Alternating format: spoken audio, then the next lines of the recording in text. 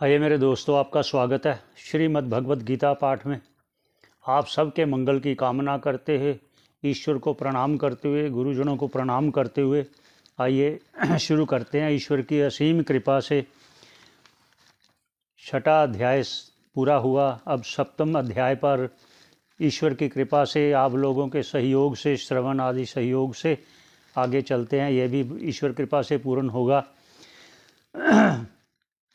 भगवान ने अर्जुन से कहा कि श्रद्धावान भजते जो मेरा भजन करता है, वो मेरा मत है कि वो जो योगी है वो श्रेष्ठ योगी है।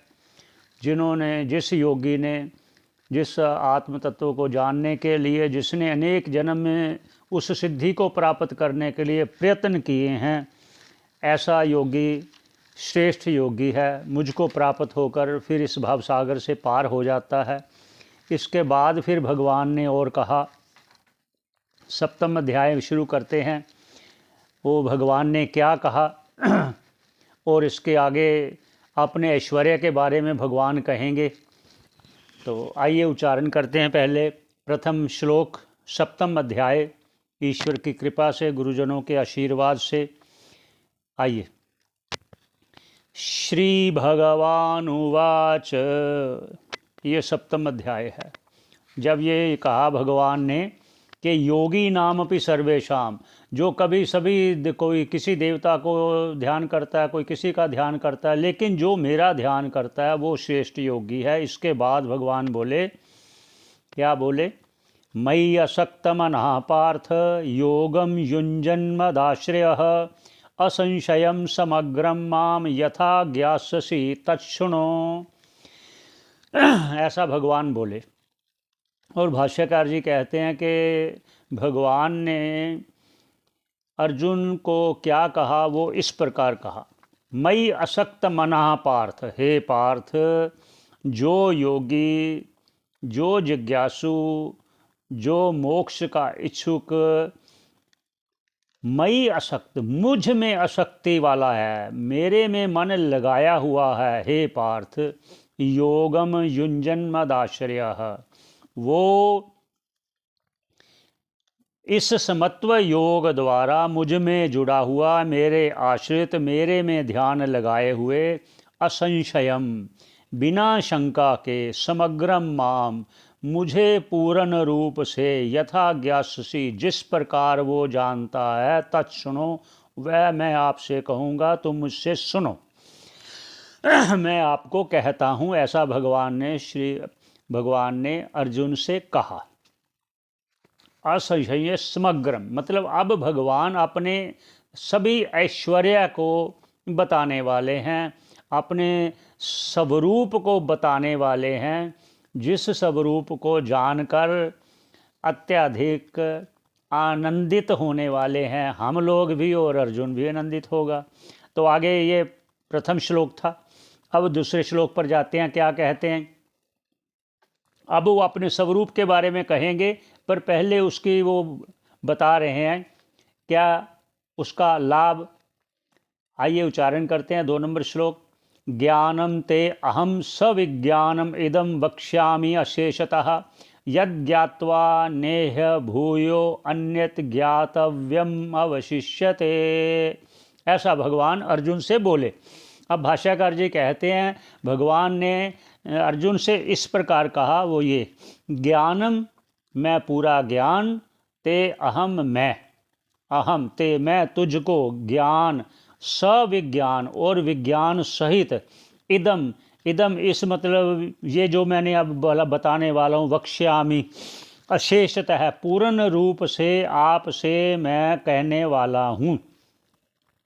और जो मैं कहूँगा ज्ञान और विज्ञान, जैसे पहले कहा था, ज्ञान है जो प्रोक्ष ज्ञान होता है, अर्थात जो शब्दों द्वारा बताया जाता है उसको प्रोक्ष ज्ञान कहते हैं।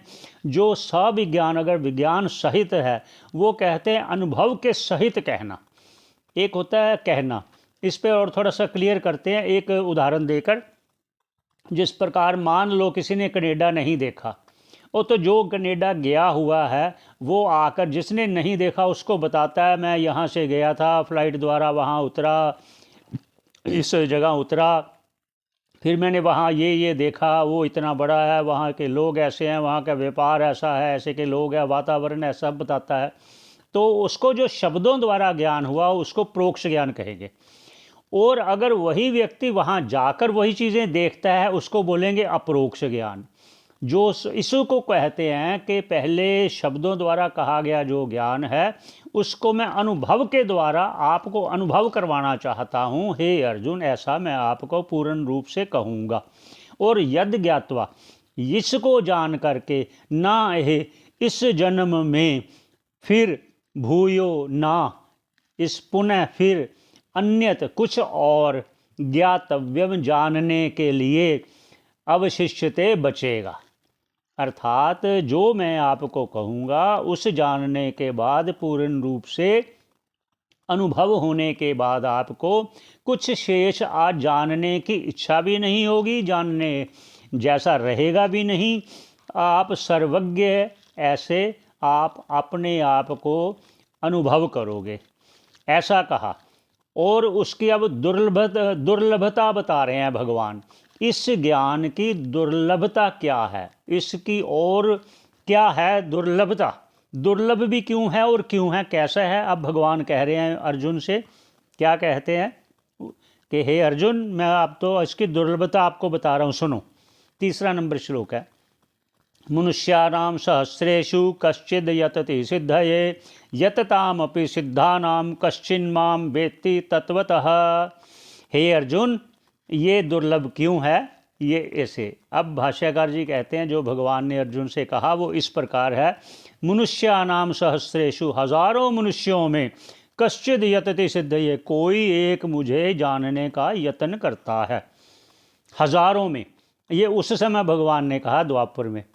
अब आप और ज़्यादा लगा लीजिए, मनुष्यानाम सहस्रेषु कश्चिद यतति सिद्धे, कोई एक मुझे जानने का प्रयास करता है। और यततामपि सिद्धानाम, और उन यत्न करने वाले, मुझे प्राप्त करने के लिए जो यत्न करने वाले हजारों में एक कहा था, वो एक अगर हजार ऐसे हो जाएं यत्न करने वाले, तो कश्चिन माम वेत्ति तत्व, उन हजारों यत्न करने वालों में से कोई एक मुझे तत्वतः से जानता है। हे मेरे प्रिय अर्जुन, इसलिए ये दुर्लभ है। आत्म तत्व का ज्ञान इसलिए दुर्लभ है। क्यों दुर्लभ है? क्योंकि बार बार जन्म लेने से हटना, इस भव सागर से पार होना, ये दुर्लभ है। क्योंकि ये मनुष्य जन्म दुर्लभ है, ये आप सब जानते हैं। इसलिए भगवान स्वयं अपने श्रीमुख से कह रहे हैं कि ये दुर्लभ तो है, लेकिन नामुमकिन नहीं है। प्रयत्नरत होने वाला, मेरी शरणागत होने वाला, निष्काम मेरा भजन करने वाला, निष्काम कर्म करने वाला, सब मुझ में अर्पण करने वाला, सब रूप से मेरे में आश्रित होने वाला, सब प्रकार से, सब ओर से मेरे आश्रित होने वाले का कल्याण निश्चित है, निश्चित है, निश्चित है, ऐसा भगवान बोले। तो यहीं ये अब विश्राम देते हैं, पुनः भेंट होगी 4 श्लोक पर। अब भगवान अपने ऐश्वर्य को बताएंगे। अपने ऐश्वर्य को बताते हुए फिर इसको वो जो कहा कि जिसको जानकर शेष जानना नहीं रहेगा, उस पर अब भगवान बोलेंगे। तो यहीं विश्राम देते हैं, सभी के मंगल की कामना करते हुए सभी का अति धन्यवाद करते हैं। हम 7वें अध्याय पर पहुँचे।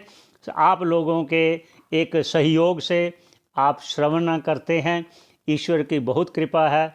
आप सबका पुनः बार बार धन्यवाद करता हूँ। सभी के मंगल की कामना करते हुए यहीं विश्राम देते हैं। पुनः भेंट होगी आगे।